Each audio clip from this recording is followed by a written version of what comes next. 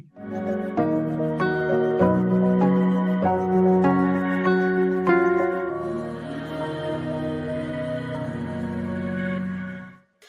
good afternoon and welcome back to our show on how to thrive in an age of disruption.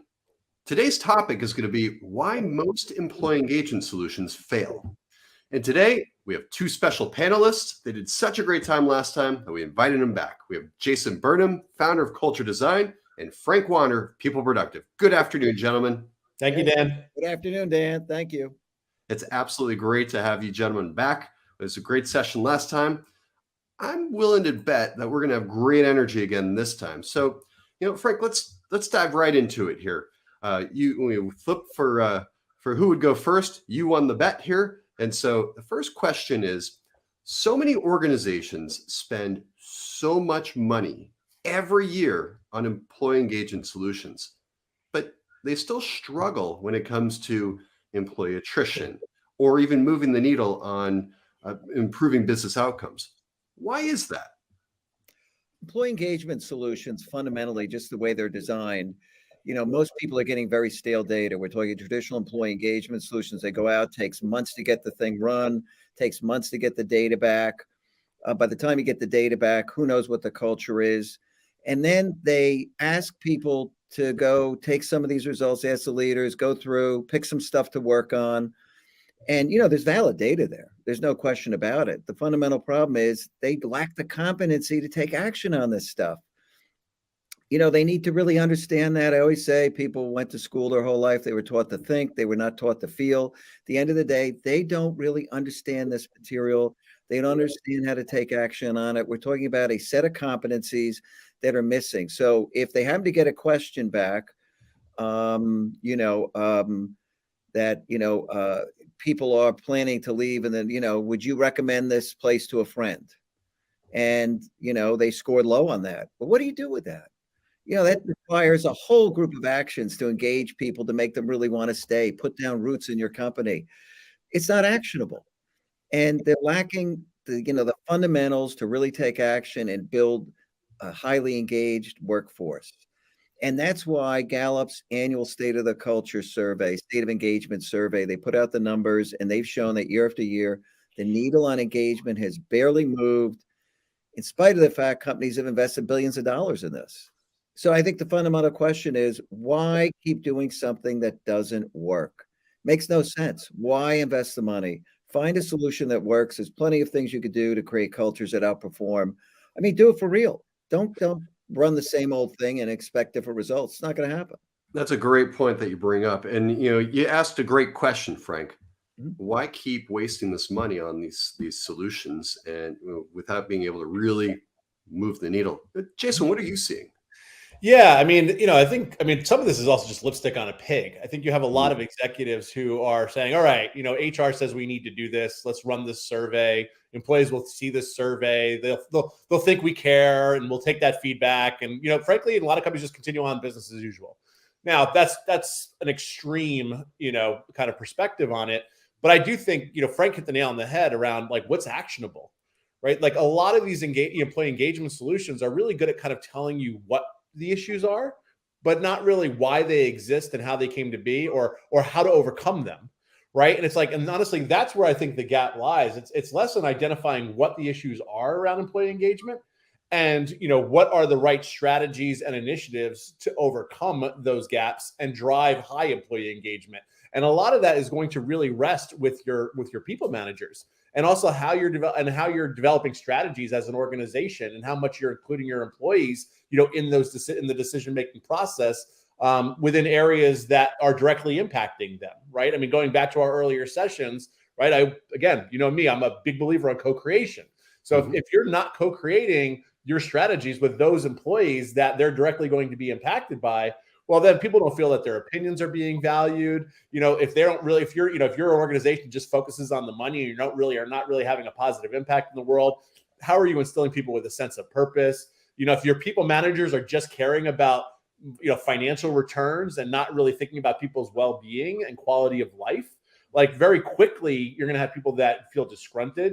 You're going to have people that don't feel like they're operating in a safe environment. You don't have people that feel like they really belong within this company. And all of these things are going to drive down engagement. So you could sit and throw surveys out all day long, but unless you actually do something, right, to mitigate those effects, don't expect it to change. Sure. Great point you bring up too. And, I believe in a lot of organizations, HR really owns the employee engagement solution relationship, so to speak. And what I'm gathering is that you really have to plug, engagement and culture into the rest of the business. So what role, in order to, I guess, have a more progressive organization, what role can HR and the business play together to really start moving the needle with some of these solutions, or with a new solution? Frank, why don't you take this one?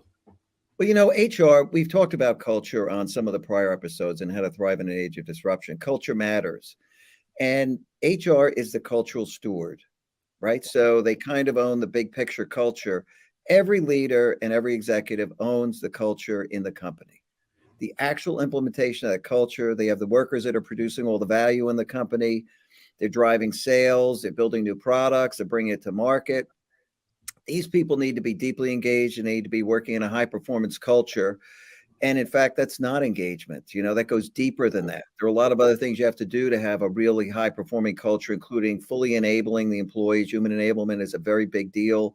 You should understand the cognitive side and have an environment where people can think and solve problems. You've got to get beyond that. And the business leaders have to own it, and they have to link it to business results. They should be able to explain exactly what they're doing with their culture and how that's going to influence their business outcomes.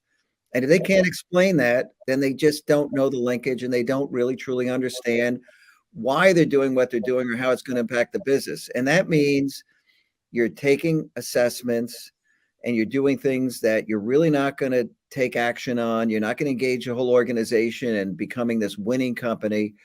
And you're going to generate what's happened, which is survey fatigue. Survey fatigue exists because of employee engagement, where nothing ever happened.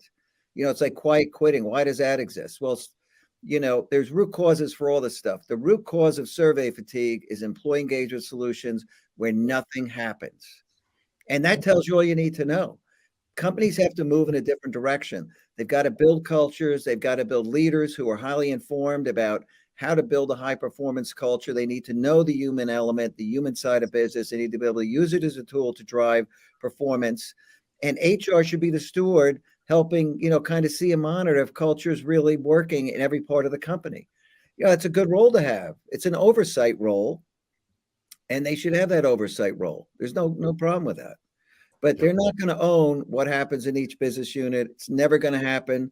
They got to give the keys to the people, let them drive and own it. That's what has to happen. Yeah, and actually, I just want to kind of build on that, because I couldn't agree more with what Frank laid out there, right? And so, I'm always a believer, start with your purpose as an organization, right? Like, because some of the challenge is that everything's too siloed, right? You think, like, even what you're talking about, like, HR over here, you got, your employee experience over here. It's like, no, bring it all together. Start with defining what is your purpose, and you better make sure that is something inspirational, aspirational, and something that is achievable, right? So that people really feel that the work that they're doing is going to have a positive impact in the world, and that they're ultimately, over time, they're contributing to something that's greater than themselves. But it's one thing to define what that purpose is, but it's another thing then to be able to connect with your employees to their sense of individual purpose, and helping them to be able to bring that the organizational purpose to life in alignment with their personal purpose. And that is going to be the role of managers, right? Managers are going to have to be able to instill that sense of purpose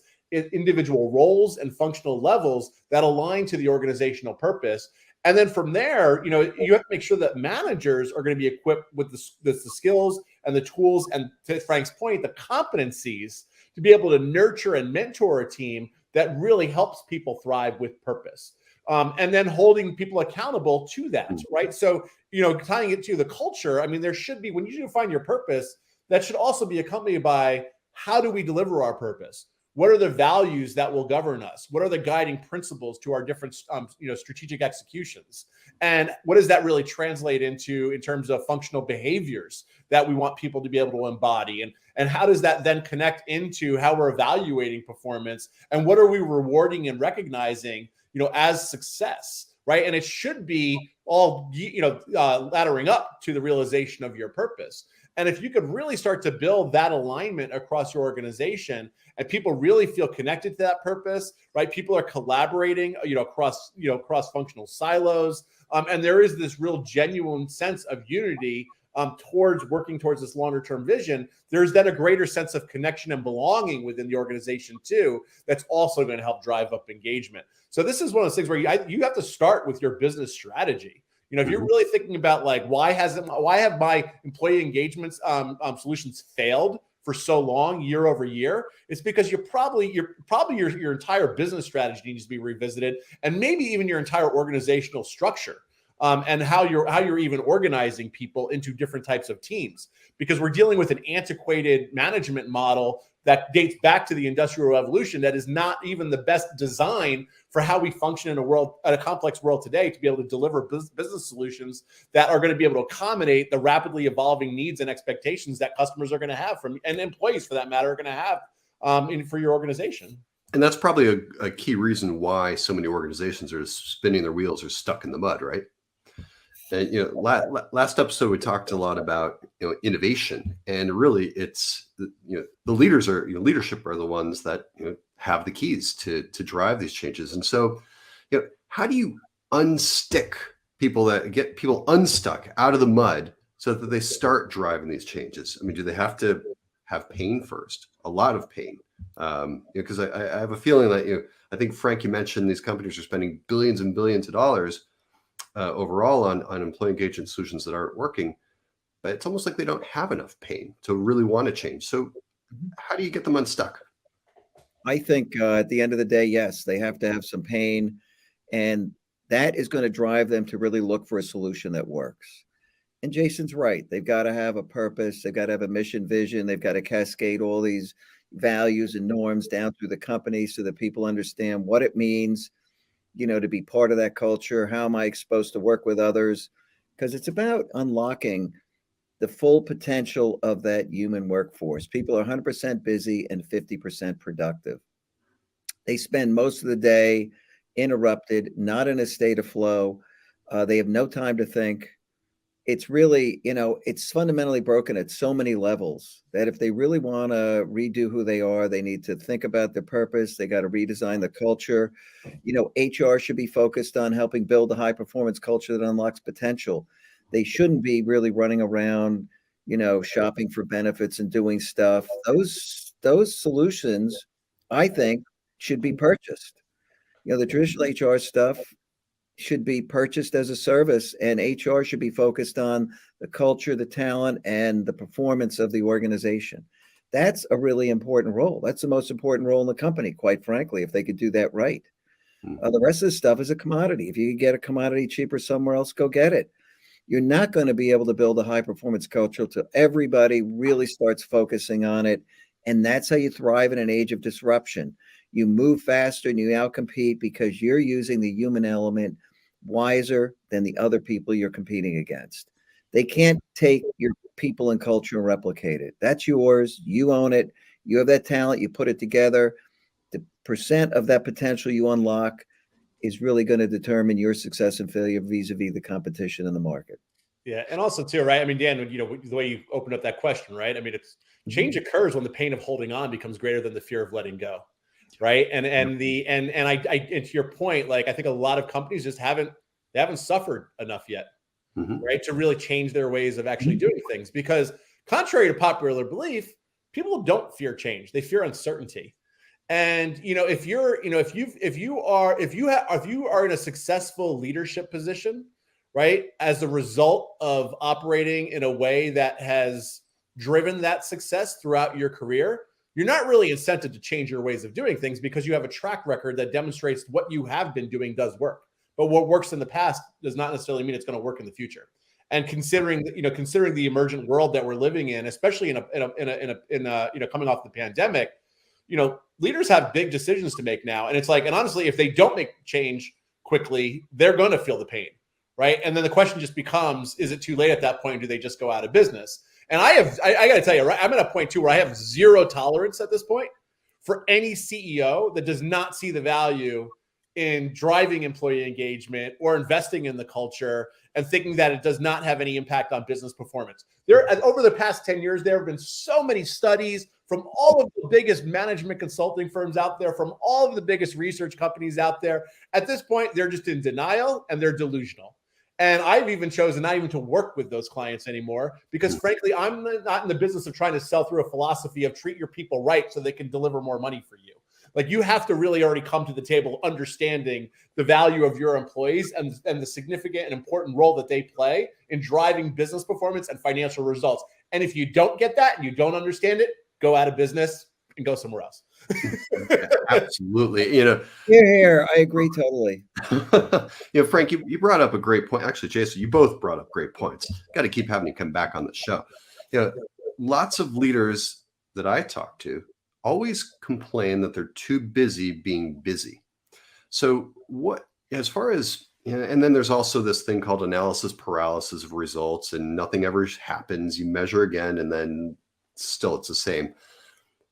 What do you say to busy leaders that really want to change and they need to start ritualizing the right behaviors? Like, how many things could they be working on at one time?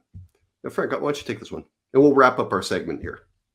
I think the neuroscience is pretty clear. They should be working on 3 to 5 things, right? You have a small amount of working memory. We've known that since the 1940s. When you give people too much stuff to work on, you're actually expanding what needs to be done beyond the scope of the brain to juggle those pieces, and things slow to a crawl. I mean, I saw it so many times doing turnaround transformations, coming to these large divisions, no prioritization, no demand management, everybody with 12 things on their plate. When you prioritize and you get it down to that manageable few that really matter, people can focus. Everything starts to undam. The work starts to flow. I've seen it so many times. That's just science. It's reality. And people are in denial. And they don't understand the equipment. If people understood how to use human equipment, you wouldn't be here. They want to know everything about every process. They want to know everything about technology. Let's invest in all of these things and fine tune them. How about performance tuning the human infrastructure? How about a group of leaders that know how to do that? That's what a high-performing culture is.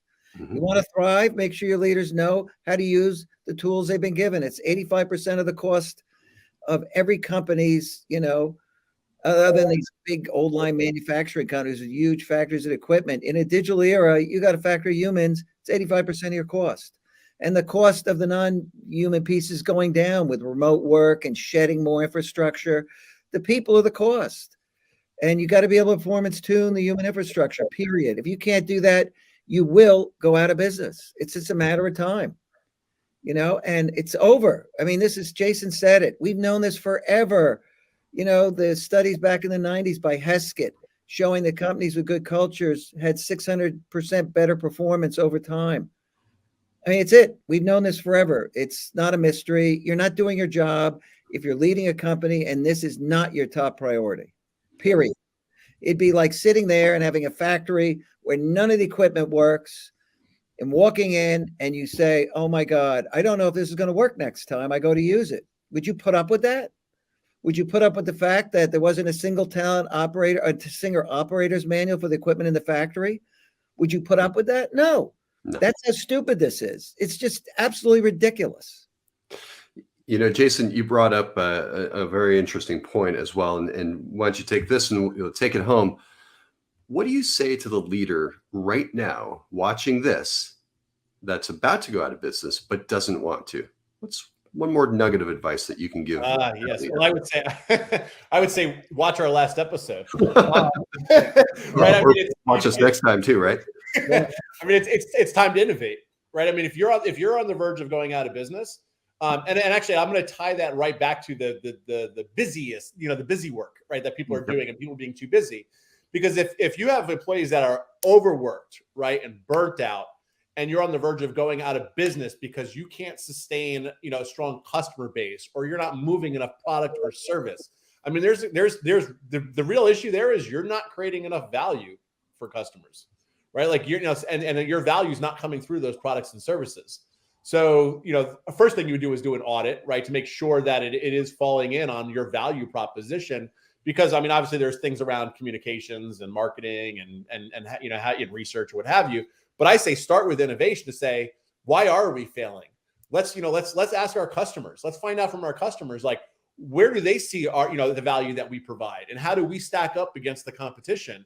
And wherever those gaps lie, like, focus on that. Focus on understanding what are the loyalty and advocacy drivers, you know, of the customer experience, and define what those drivers actually are, and then ensure that you're redesigning your organization and transforming your organization, right, to be able to meet, you know, those new needs, to be able to create value for those customers, and then making sure that you're reorganizing in a way and reskilling in a way across your entire workforce to be able to deliver to that new experience that you've just co-created with your customers, right? And it's like, and so if you're really trying to save yourself from going out of business, customer co-creation innovation is the way to start. Beautiful. And just to repeat three of the powerful words that you mentioned early on, it's strategy, purpose, and accountability, right? Excellent.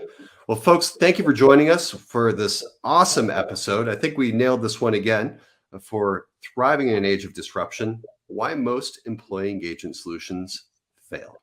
Gentlemen, thank you very much for joining us. Jason, Frank, we'll see you next time. Take care, everyone. See you next time. Take care, everybody.